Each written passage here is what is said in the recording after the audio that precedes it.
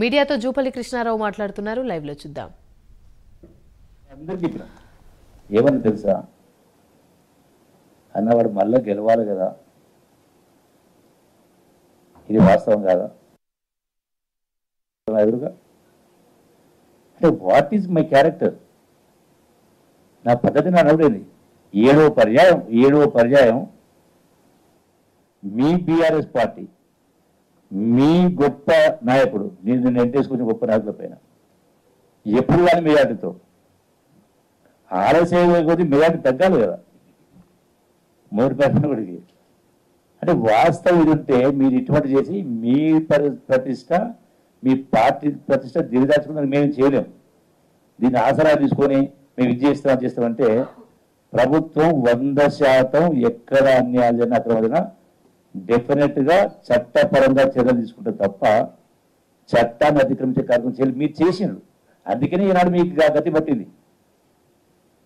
ఈనాడు మీకు ఎందుకు ఈ పరిస్థితి వచ్చింది అంటే మీరు బంగ్లాలో కూర్చొని, అద్దాల మెడలో కూర్చొని ఏం కనపడలే. మరి గతంలో ఎందుకు తిరగలేదు? ఈనాడు ఒక మాట, ఆనాడు సుమారు 60 మంది 70 మంది చనిపోయారు. ఎక్కడ? మన కరీంనగర్ జిల్లాలో కొండగట్టు 60 మంది.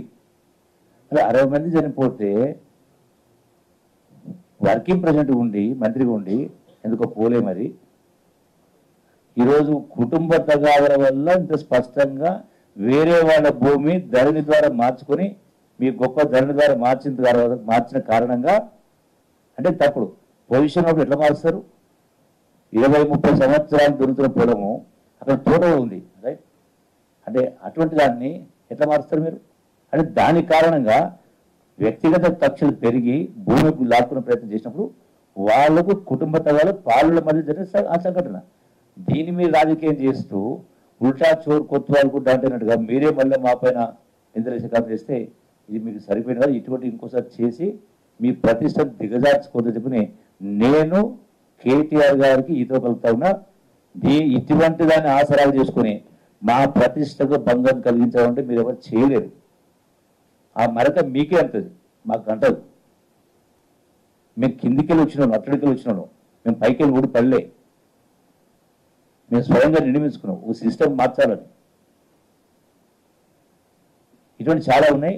వీటన్నిటిపైన డెఫినెట్గా విచారణ జరిగి ఏది ఎక్కడ జరిగినా, గతంలో జరిగిన వాటిపైన కూడా ఎక్కడెక్కడైతే అన్యాయాలు అక్రమం జరిగినాయో డెఫినెట్గా ప్రభుత్వం ద్వారా ఎన్నో వ్యవస్థలు ఉన్నాయి. ఎస్ఐ తప్పుడు చేస్తే సిఐ చేస్తాడు, సిఐ తప్పుడు చేస్తే డిఎస్పీ చేస్తాడు, డిఎస్పీ ఎస్పీ చేస్తాడు. వీళ్ళు ఎవరు చేయకపోతే సిబిసిఐడి ఉంటుంది, ఇంకా ప్రైవేట్ సంస్థలు ఉంటాయి. డెఫినెట్గా ఎంక్వైరీ చేసి ఎక్కడ కూడా అన్యాయం ఉన్నా వాళ్ళకు న్యాయం చేసే కార్యక్రమం చేస్తాం. మీరు ఇంకొకసారి ఇటువంటి నిందారోపణలు చేయొద్దు, పూర్వాపణ చూసుకుని మాట్లాడదని హితో పలుకుతూ చట్టపరంగా చర్యలు తీసుకుంటాం. ఈ కుటుంబాన్ని కూడా మా యొక్క మల్లేష్ కుటుంబాన్ని కూడా ప్రగాఢ సానుభూతులు చేస్తాను. ఆ కుటుంబ నాయకుడు కార్యక్రమం చేస్తారు ఎవరైనా సరే.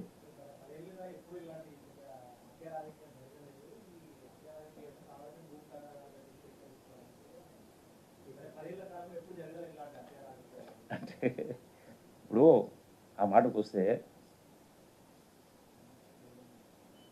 2021 17వ తారీఖున లాయర్ వామన్ రావు దంపతులు మంతన్ కోర్టుకు ఒంటరిగా వచ్చిన సందర్భంలో హత్య చేసిందా చేయలేదా?